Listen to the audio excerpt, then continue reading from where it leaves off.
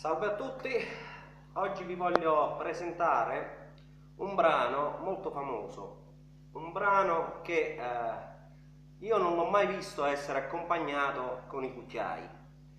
Il brano è molto famoso, non rientra nella sfera della musica popolare, è un tango, o meglio, Libertango di Piazzolla. Quindi se avrete modo di vedere questo video significa che siccome io improvviso è andato tutto bene, altrimenti non vedrete niente. Va bene, ok, Libertango.